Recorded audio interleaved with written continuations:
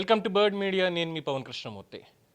Moinabad farm house drugs కేసులో మాజీ MLA Pilot Rohit Reddy, అలాగే తెలుగుదేశం పార్టీ ఏలూరు ఎంపీ పుట్టా మహేష్ కుమార్ యాదవ్, అలాగే ఇతరత్ర ఉన్నటువంటి బెంగళూరు, చెన్నై నుంచి వచ్చినటువంటి, ఢిల్లీ నుంచి వచ్చినటువంటి రియల్ ఎస్టేట్ వ్యాపారి, వీళ్ళందరి ఈ కేసు ఉదంతంలో ప్రస్తుతం తెలంగాణ ప్రభుత్వం చాలా సీరియస్ యాక్షన్ తీసుకుంది.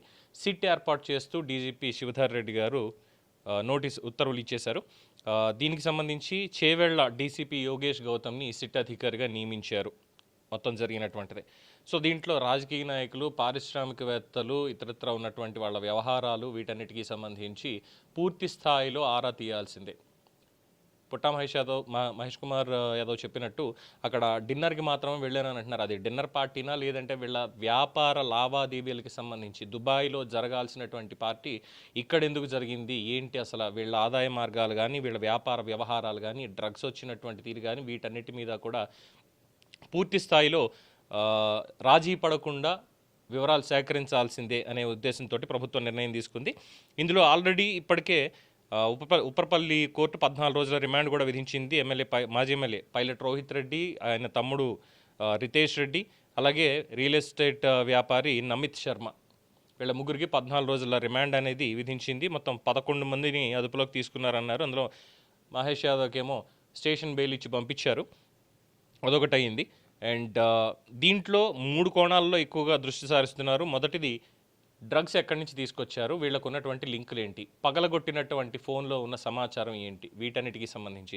ద సెకండ్ థింగ్ వచ్చేసి దుబాయ్ లింకులు ఏంటి, దుబాయ్కి సంబంధించి అసలు వీళ్ళ వ్యాపారాలు ఏంటి, వీళ్ళ వ్యవహారాలు ఏంటి, వీళ్ళ వెనకాల ఇంకా ఎవరెవరు ఉన్నారు, ఆ రోజు ఫామ్ హౌస్కి వీళ్ళు మాత్రమే ఉన్నారా, వీళ్ళకంటే ముందు అక్కడ ఉండి ఏదైనా ఇన్ఫర్మేషన్ తెలిసి మిగతా వాళ్ళు బయటికి వెళ్ళిపోయారా, ఎవరు లీక్ చేశారు, వీటన్నిటికి సంబంధించి వివరాలు కూడా తెలియాల్సి ఉంది. అండ్ కాల్పులు జరిపినటువంటి దానికి 3 రౌండ్లు కాల్పులు జరిపారు. ఆ కాల్పులు జరిగినటువంటి తుపాకీ ఎక్కడి నుంచి వచ్చింది, లైసెన్స్ ఎవరి పేరు మీద ఉంది, ఏ విధంగా తీసుకొని వచ్చారు, అలాగే కాల్పులు పోలీసుల్ని బెదిరించడానికి చేశారా లేదా దాడి చేయడానికి చేశారా, దేని గురించి కాల్పులు జరిపారు, దీనికి సంబంధించి కూడా పూర్తి స్థాయిలో వివరాలు రావాల్సినటువంటి అవసరం ఉందని చెప్తున్నారు. ఒక పక్కన బీఆర్ఎస్ పార్టీ తెలంగాణ ప్రభుత్వం మీద ఆరోపణలు చేస్తోంది. మీరు డ్రగ్స్ మొత్తం అరికడతా అన్నారు కదా, ఎక్కడి నుంచి వస్తున్నాయి, ఇదేనా మీ పద్ధతి అని చెప్పని. సో బీఆర్ఎస్కి ఎటువంటి అవకాశం ఇవ్వకూడదు అని చెప్పి రేవంత్ రెడ్డి సర్కారు కఠినమైనటువంటి నిర్ణయం తీసుకుంటోంది దీనికి సంబంధించినటువంటి అంశం. ఆల్రెడీ షోకాజ్ నోటీసులు ఇద్దరికి పంపించారు.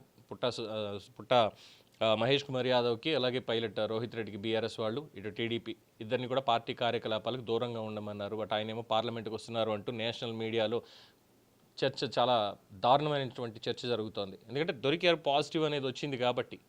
పాజిటివ్ వచ్చినప్పుడు తప్పొప్పుకుని మాట్లాడకుండా ఉంటే అట్లీస్ట్ సరిపోయేది. కానీ జరిగినటువంటి పరిణామాలు ఇవన్నీ, దీని మీద ఎవరో మాట్లాడనటువంటి తీరు కూడా కాస్త అభ్యంతరకరంగానే ఉంది అనేది ప్రజల్లో ఉన్నటువంటి అభిప్రాయం. చూద్దాం మరి సిట్ వాళ్ళు ఇంకా ఏ డొంక కదులుతుందో, ఏ విధంగా మొత్తం లెక్కలని బయటికి తీస్తారు.